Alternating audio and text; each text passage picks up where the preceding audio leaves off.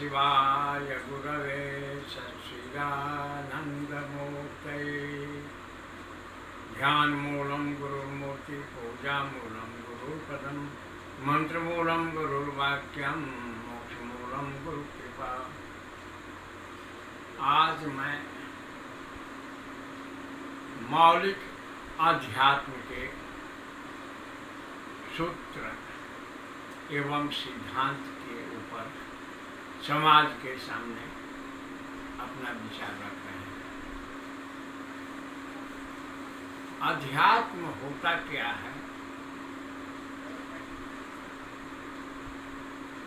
इसकी क्या आवश्यकता है, इसका सामाजिक प्रभाव क्या है, इत्यादि इत्यादि बहुत सी बातें हैं। आध्यात्म का तात्पर्य है कि इस सृष्टि, इस शरीर का मूल तत्व क्या है। हम अपने सामने बच्चा को सयाना होते, सयाना को बूढ़ा होते और विभिन्न प्राणियों को मृत्यु को प्राप्त होते हुए देखते हैं। तो यहाँ चिंतन का विषय है कि शाश्वत तत्व क्या है। इस पर पुरातन काल में बहुतेरे महापुरुषों ने खोज किया। तो आत्मा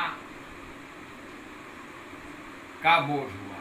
वह आत्मा या आप परमात्मा भी कह सकते हैं, वह सत्ता जो सृष्टि का मूल कारण है, संपूर्ण कण कण में व्याप्त है और उसी से यह सृष्टि उत्पन्न हुई है। कालांतर उसी में विलीन भी हो जाती है।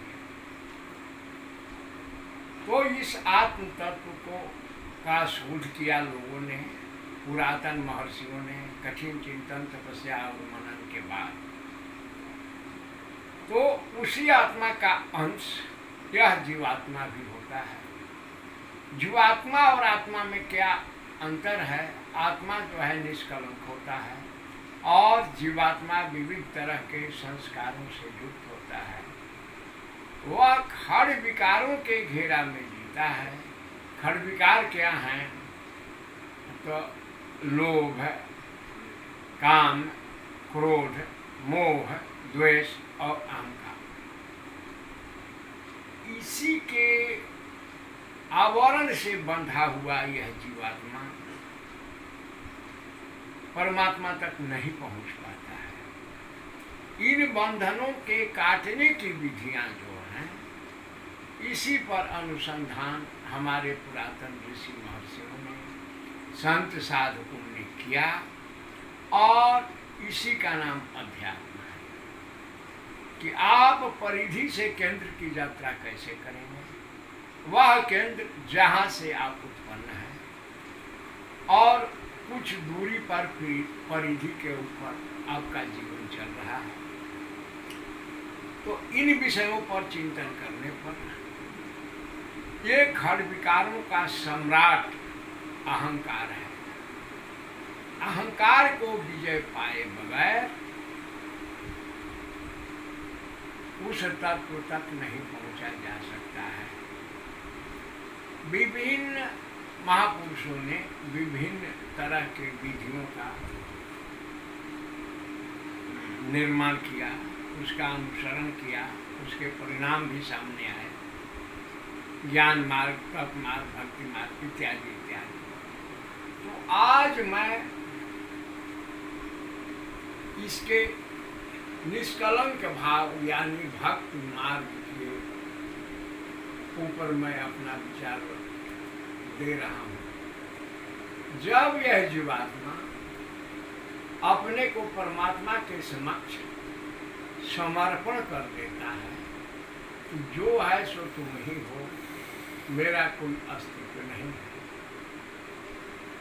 और मैं तुम्हारे शरणागत हूँ, तो यह स्थिति जो है समर्पण की स्थिति है। असमर्पण के स्थिति में अहंकार का अस्तित्व बच ही नहीं पाता है। इस समर्पण के विज्ञान पर भारत के पुराने संतों ने 3 तरह के विधाओं को विकसित किया है।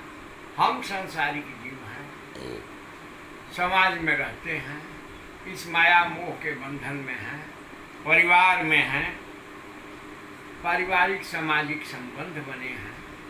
तो इस प्रक्रिया में 3 तरह के प्रक्रियाएं विकसित हुई हैं।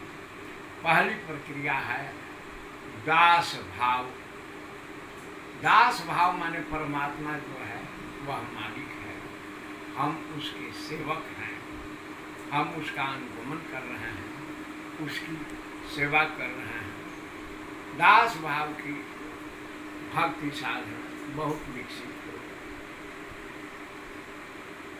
बहुतेरे संत हुए, जिस तरह के महात्मा तुलसीदास या अन्य बहुत सारे वैष्णव महात्मा इस श्रेणी में आते हैं, जिन्होंने परमात्मा को स्वामी माना और अपने को सेवक माना, और स्वामी सेवक के भाव के रूप में उन्होंने भगवान के सेवा के माध्यम से अपने को समर्पित करने का प्रयास किया।